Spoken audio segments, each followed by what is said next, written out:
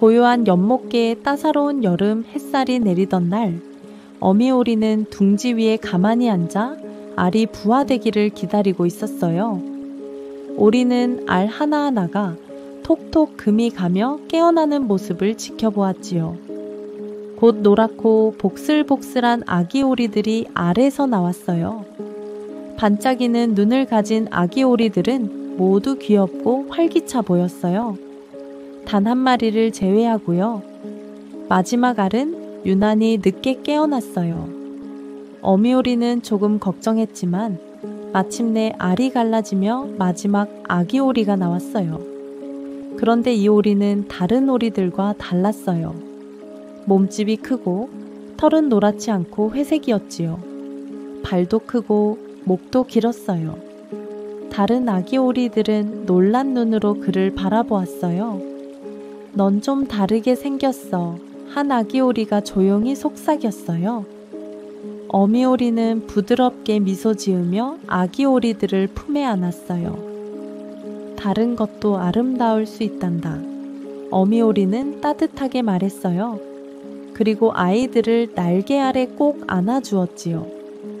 날이 갈수록 회색 오리는 자신이 다른 오리들과 얼마나 다른지 더 느끼게 되었어요. 연못에서 함께 놀려고 애썼지만 자꾸만 어색하고 둔해 보였어요. 다른 오리들은 햇살 아래 반짝이며 우아하게 헤엄쳤지만 회색 오리는 자꾸 물에 빠지고 뒤처졌어요.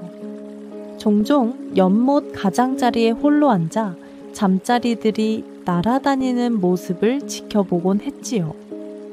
다른 오리들은 깔깔 웃으며 서로를 쫓아다녔지만 그는 조용히 앉아 자기 자리란 어디일까 생각했어요. 어느 조용한 저녁, 외롭고 슬픈 마음이 들었던 회색 오리는 결국 연못을 떠나기로 했어요. 부드러운 달빛 아래 천천히 걸음을 옮겼지요.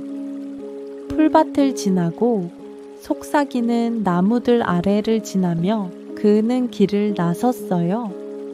작은 불빛처럼 반짝이는 반딧불이 가득한 들판을 지나 졸졸 흐르는 물소리를 따라가다 보니 또 다른 연못에 다다랐어요. 그곳엔 야생 오리들이 살고 있었지요.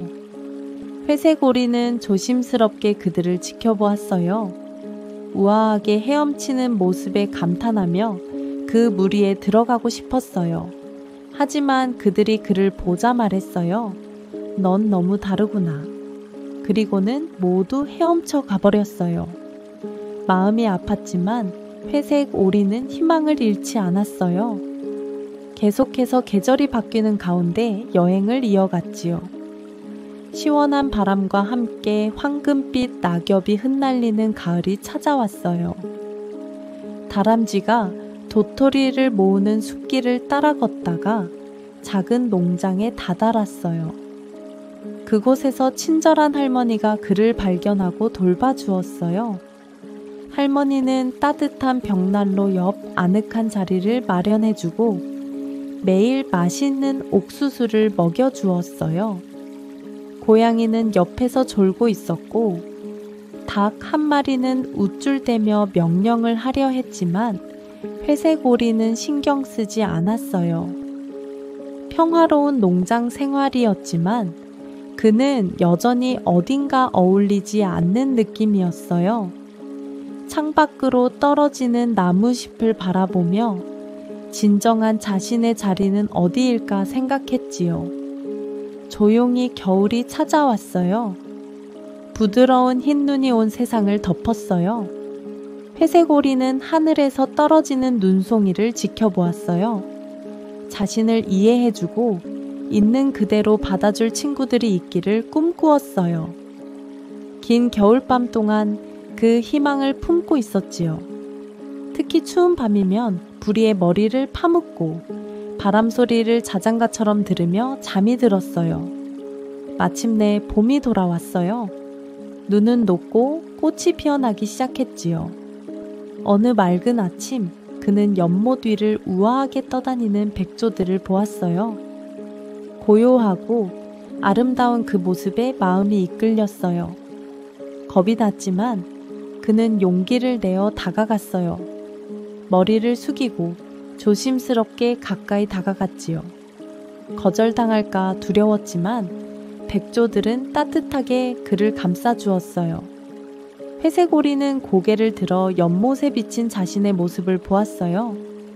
회색 깃털도 어색한 몸도 사라졌어요. 물 위에는 아름답고 우아한 백조 한 마리가 있었어요. 그것은 바로 그 자신이었어요. 넌 우리와 같은 백조란다. 백조들이 다정하게 말했어요. 그 목소리는 따뜻하고 환영하는 느낌이었지요. 처음으로 회색 오리는 마음 깊이 기쁨과 온기를 느꼈어요. 이제야 왜 자신이 늘 다르게 느껴졌는지 이해할 수 있었어요. 그날부터 그는 새로운 친구들과 함께 행복하게 살았어요. 매일 저녁 노을을 바라보며 감사한 마음을 느꼈어요. 그는 알게 되었지요. 다르다는 것은 두려워할 것이 아니라 결국 나를 진짜 있어야 할 곳으로 이끌어주는 특별한 선물이라는 것을요. 그리고 매일 밤 부드러운 별빛 아래서 아름다운 백조는 자신의 여정을 떠올리며 미소 지었어요. 그는 이제 외롭지 않았고 드디어 진짜 집에 도착했다는 것을 알았어요.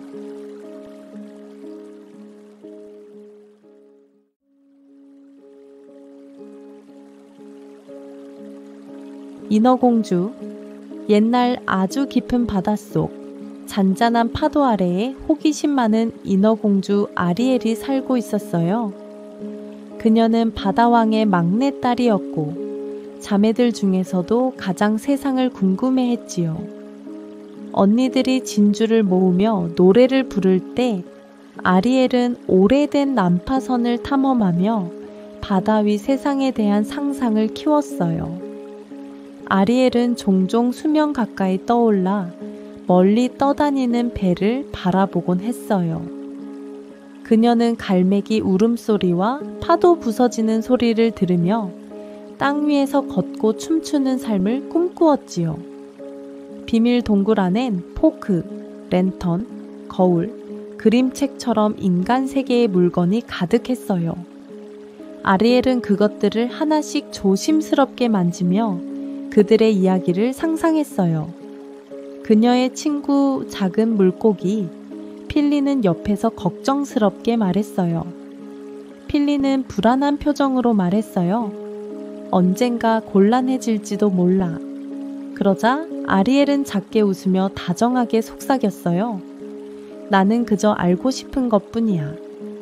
어느 날 밤 바다에 폭풍이 몰아치고 한 왕자가 탄 배가 난파되었어요. 아리엘은 물보라를 헤치고 헤엄쳐 내려가 그를 품에 안고 바닷가까지 데려갔지요. 그녀는 조심스럽게 모래 위에 그를 눕히고 머리칼을 쓰다듬으며 말없이 지켜보았어요. 왕자가 움직이려 하자 아리엘은 놀라 도망치듯 물속으로 사라졌어요. 혹시 그가 인어라는 사실을 알면 두려워할까봐 겁이 났던 거예요. 그날 이후 아리엘은 더 이상 평소처럼 노래를 부르지 않았어요. 아버지는 걱정했지만 그녀의 마음은 이미 물 위 세상에 가 있었어요. 그녀는 깊은 바다 어둠 속에 사는 바다 마녀를 찾아갔어요. 인간이 되어 그 왕자님 곁에 있고 싶어요. 바다 마녀는 웃으며 조건을 말했어요. 다리를 주는 대신 너의 목소리를 가져갈 거야. 만약 왕자가 널 사랑하면 인간으로 남을 수 있지만 다른 사람과 결혼하면 넌 바다 거품이 되어 사라지게 될 거야. 아리엘은 조용히 고개를 끄덕였어요. 그녀는 결심한 듯 물약을 마셨어요. 그 순간 꼬리는 다리로 바뀌었고 몸은 극심한 통증에 휘감겼어요. 물 위로 떠오른 아리엘은 파도에 밀려 해변에 누웠고 그곳에서 왕자가 그녀를 발견했어요. 왕자는 조심스럽게 다가와 그녀를 일으켜 세웠어요. 아리엘은 아무 말도 할 수 없었지만 눈빛에 담긴 따뜻함이 왕자의 마음을 움직였어요. 아리엘은 왕자의 성에서 지내게 되었어요. 꽃으로 둘러싸인 정원을 걷고 커다란 창문으로 노을을 바라보았어요. 축제날엔 말없이 춤을 추었고 밤이면 벽난로 앞에서 조용히 이야기를 들었지요. 소리는 없었지만 그녀의 미소는 모두의 마음을 사로잡았어요. 왕자는 그녀와 함께하는 시간이 점점 더 좋아졌어요. 아리엘의 순수함, 조용한 웃음, 그리고 모든 것을 새롭게 바라보는 눈빛에 끌렸지요. 그러나 그는 가끔 멀리 바다를 바라보며 폭풍 속 자신을 구해줬던 누군가를 떠올렸어요. 시간이 흐르자 왕자의 가족은 이웃나라 공주와의 결혼을 준비했어요. 그 사실을 들은 아리엘은 해변가로 나가 바다를 바라보며 눈물을 흘렸어요. 목소리는 없고 마음을 표현할 방법도 없었지요. 결혼식 전날 밤 왕자는 홀로 산책을 하다가 바닷가에 앉아있는 아리엘을 발견했어요. 그는 천천히 다가가 조용히 말했어요. 이상하게 느껴져요. 당신을 보면 오래전부터 알고 지낸 것 같아요. 그 순간 그는 그녀가 자신을 구한 바로 그 소녀였음을 떠올렸어요. 목소리 없이 그를 바라보던 그녀의 눈빛과 손길이 기억 속과 같았던 거예요. 왕자는 곧장 결혼을 멈추고 아리엘을 선택했어요. 그 순간 아리엘의 목소리가 돌아왔고 그녀는 기쁨에 가득 찬 목소리로 속삭였어요. 사랑해요. 다음 날 그들은 바닷가에서 결혼식을 올렸어요. 햇살은 따뜻했고 파도는 조용히 손뼉을 치듯 잔잔히 흘렀어요. 하늘엔 하얀 갈매기들이 빙글빙글 돌며 노래를 불렀고 바람은 부드럽게 두 사람의 머리카락을 흔들었어요. 멀리서 지켜보던 바다왕도 딸의 행복에 미소를 지었지요. 아리엘의 언니들은 조개 껍데기로 만든 선물을 손에 들고 살며시 고개를 끄덕였어요. 아리엘은 더 이상 자신의 꼬리가 그립지 않았어요. 그녀는 사랑과 따뜻함이 가득한 곳에서 자신만의 진짜 세상을 찾았으니까요. 이제 그녀의 하루는 물 위에서 시작되어 해질 무렵 사랑하는 이의 손을 잡고 마무리되었답니다.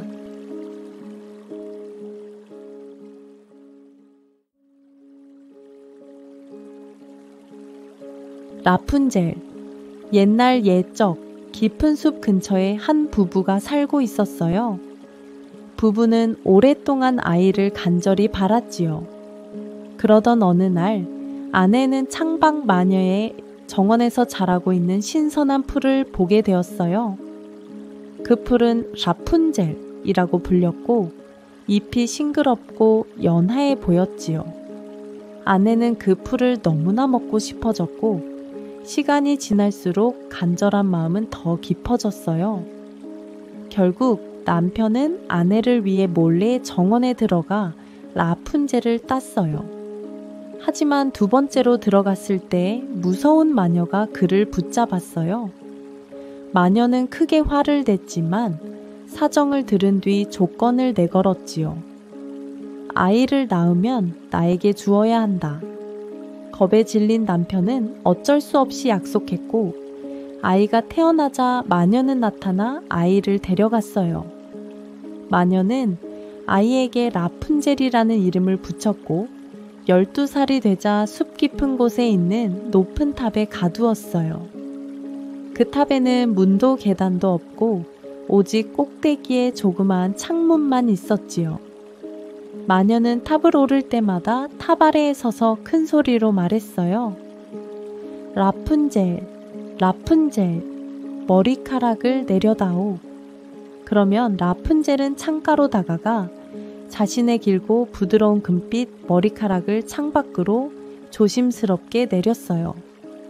머리카락은 탑벽을 따라 부드럽게 흘러내렸고 마녀는 그것을 잡고 조심스럽게 위로 올라왔지요.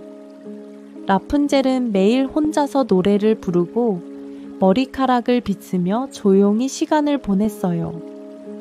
창밖 풍경만이 그녀의 세상이었고 그녀는 바람소리와 별빛을 보며 바깥 세상을 상상했지요. 땅은 어떤 느낌일까? 바깥 공기는 어떤 향이 날까? 그런 생각이 마음을 가득 채웠어요. 그러던 어느 날 숲을 지나던 왕자가 맑은 노랫소리에 발걸음을 멈췄어요. 탑 아래에서 노래를 들으며 마음이 따뜻해졌고 며칠 뒤 마녀의 말을 듣고 따라해 보았어요. 라푼젤, 라푼젤, 머리카락을 내려다오. 금빛 머리카락이 내려왔고 왕자는 조심스럽게 탑을 올랐지요. 라푼젤은 처음엔 놀랐지만 왕자의 따뜻한 말에 마음을 열었어요. 둘은 조용한 밤마다 몰래 만나 이야기를 나누었고 왕자는 바깥 세상의 이야기들을 들려주었어요.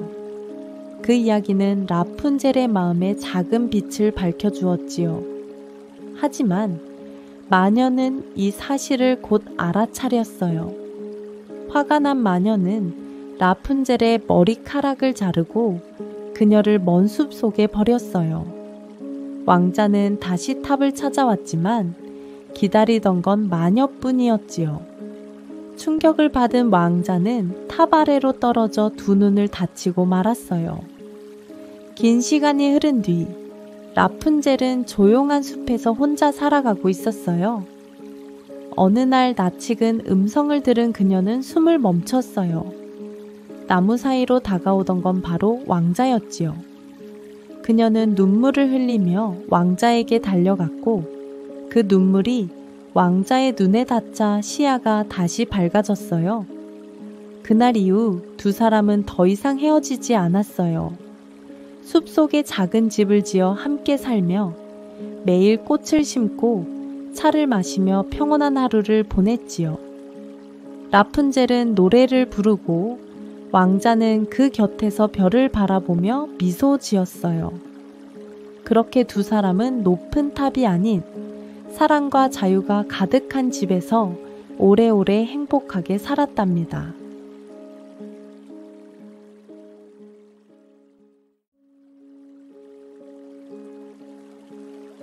잭과 콩나무. 옛날 어느 조용한 시골 마을에 잭이라는 착한 소년이 어머니와 함께 작은 오두막에 살고 있었어요. 가진 건 늙은 암소 한 마리뿐. 먹을 것도 점점 줄어들어 하루하루를 버티는 것조차 힘겨웠지요. 어느 날 어머니는 조용히 말했어요. 제가 우리에게 남은 건 이 소뿐이구나. 시장에 가서 팔아오렴. 잭은 아쉬운 마음을 안고 소를 끌고 길을 나섰어요. 가던 길에 잭은 수상한 차림의 할아버지를 만났어요. 할아버지는 반짝이는 콩 5알을 보여주며 속삭였어요. 이건 마법의 콩이란다. 심으면 하늘 끝까지 자라는 나무가 자라지. 잭은 망설이다. 콩과 소를 바꾸었고 집으로 돌아왔어요. 하지만 어머니는 화가 나서 콩을 창밖으로 던지고 말았지요. 그날 밤 잭은 조용히 잠들었고 다음 날 아침 창밖을 본 순간 깜짝 놀랐어요. 마법의 콩이 자라 거대한 나무가 하늘로 뻗어 있었거든요. 잭은 조심스럽게 콩나무를 타고 올라갔어요.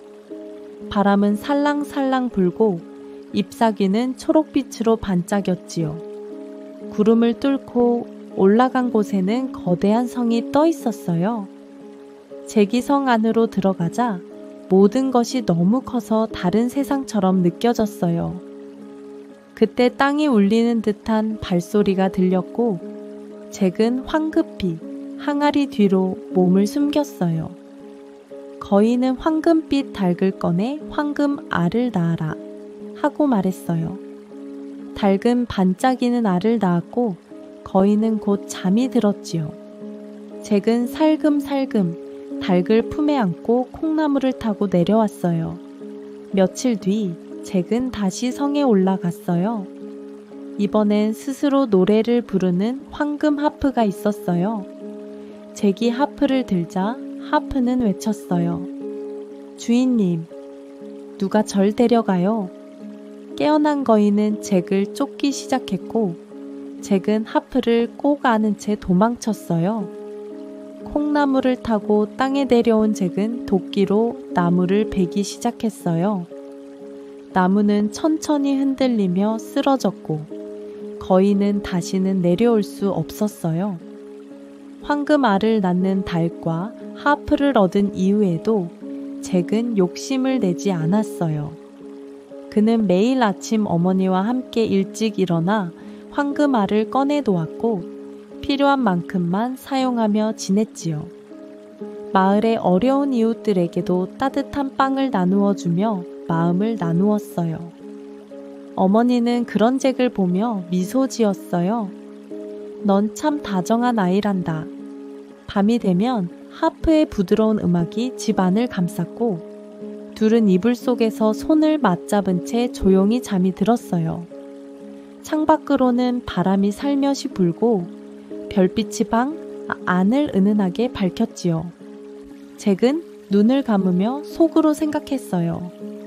진짜 마법은 멀리 있는 게 아니에요. 곁에 있는 사랑, 평온, 그리고 함께 있는 오늘이야말로 가장 소중한 선물이란 걸 이제는 마음 깊이 알고 있었답니다.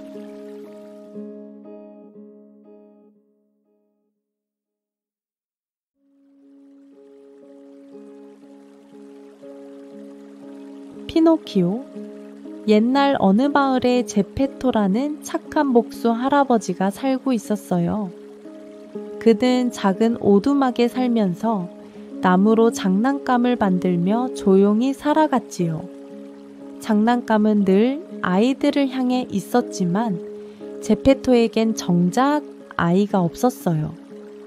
그래서 그는 마음속 깊이 허전함을 느끼곤 했어요. 어느 날 그는 아이처럼 생긴 인형을 정성껏 깎고 피노키오라는 이름을 붙였어요.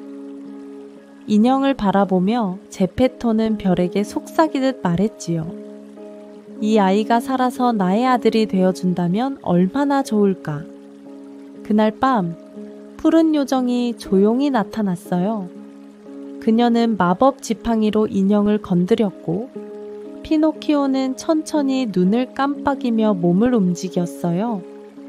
정직하고 용감하며 따뜻한 마음을 가진다면 너는 진짜 아이가 될 수 있어. 요정은 속삭이며 사라졌어요.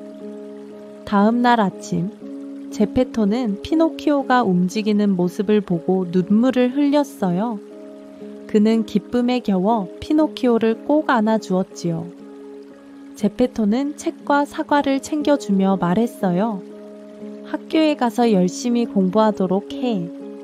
피노키오는 고개를 끄덕이며 길을 나섰지요. 하지만 음악 소리에 발길이 멈췄고 그는 인형 극장으로 들어갔어요. 무대 위에서 사람들의 환호를 받았지만 곧 아버지가 생각나 조용히 자리를 떠났어요. 그때 요정이 나타나 학교는 잘 다녀왔니? 하고 물었고 피노키오는 거짓말을 했어요. 그의 코는 천천히 길어졌고 요정은 조용히 말했어요. 거짓말을 하면 코가 자라. 정직하게 말하자.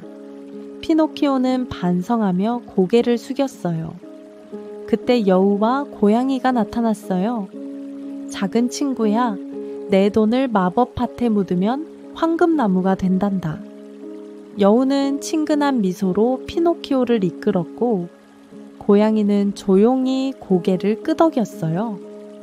피노키오는 조심스럽게 동전을 묻고 돌아섰지만 둘은 사라지고 없었어요. 혼자 남겨진 피노키오는 땅만 바라보며 중얼거렸어요. 정말 나무가 자랄까? 해가 지고 바람이 불었어요. 그는 몸을 웅크리고 조용히 말했어요. 아버지 말씀을 들을 걸 그랬어.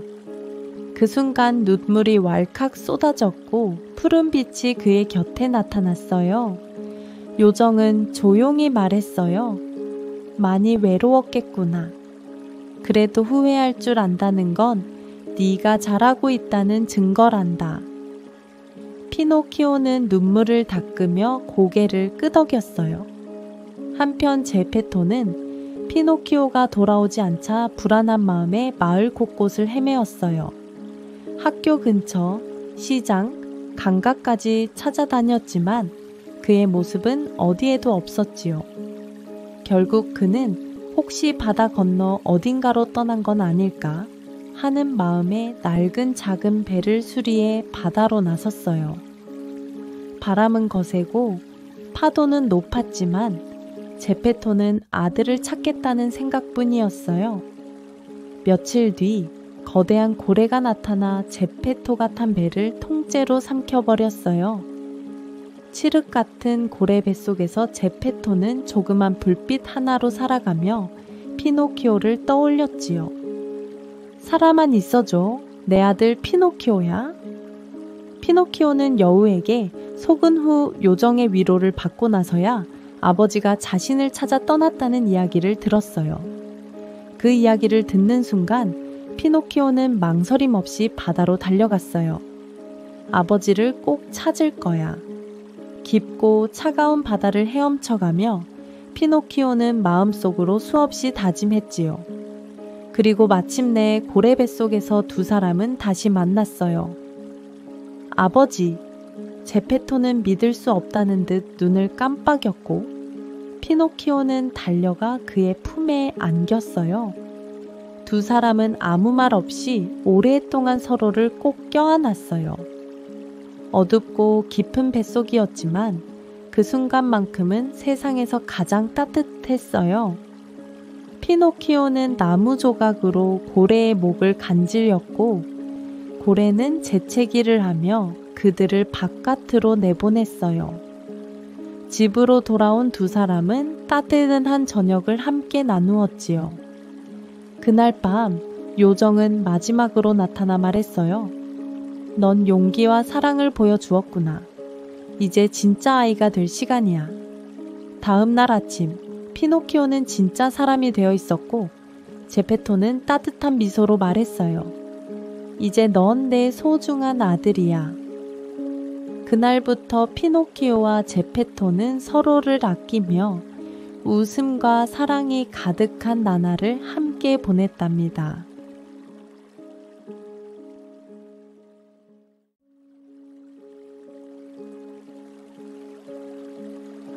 미녀와 야수. 옛날 한 마을에 세 딸을 둔 상인이 살고 있었어요. 막내딸 벨은 책 읽기를 좋아하고 마음씨가 고운 아이였지요. 언니들은 값비싼 옷과 장신구를 좋아했지만 벨은 꽃 한 송이에도 행복해했어요. 어느 날 상인은 잃어버린 줄 알았던 배가 돌아왔다는 소식을 들었어요. 그는 딸들에게 선물로 무엇이 갖고 싶은지 물었고 언니들은 비단 옷을 원했지만 벨은 말했어요. 저는 장미 한 송이면 돼요. 하지만 배는 텅 비어 있었고 상인은 실망한 채 돌아오는 길에 폭풍을 만나 숲에서 길을 잃었어요. 그러다 커다란 성을 발견했고 안에는 따뜻한 불과 맛있는 식사가 차려져 있었지요. 그는 감사한 마음으로 밤을 보내고 아침에 배를 위한 장미 한 송이를 꺾었어요. 그 순간 무시무시한 야수가 나타났어요. 내 장미를 훔쳤으니 대가를 치러야 한다. 상인은 떨며 사정을 했고 야수는 말했어요. 그 꽃이 소중하다면 너 대신 딸을 보내라. 집으로 돌아온 상인은 모든 이야기를 털어놓았고 벨은 조용히 말했어요. 아버지를 대신해 제가 갈게요. 성에 도착한 벨은 놀랐어요. 야수는 무섭게 생겼지만 다정했어요. 책을 선물해주고 맛있는 식사를 준비해 주었지요. 성아는 언제나 조용하고 포근했고 야수는 벨이 불편하지 않도록 조심스럽게 다가왔어요.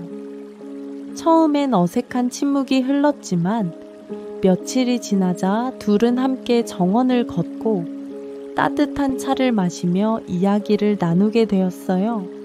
야수는 벨의 이야기에 귀를 기울였고 벨은 야수가 생각보다 외롭고 순한 존재라는 걸 알게 되었지요.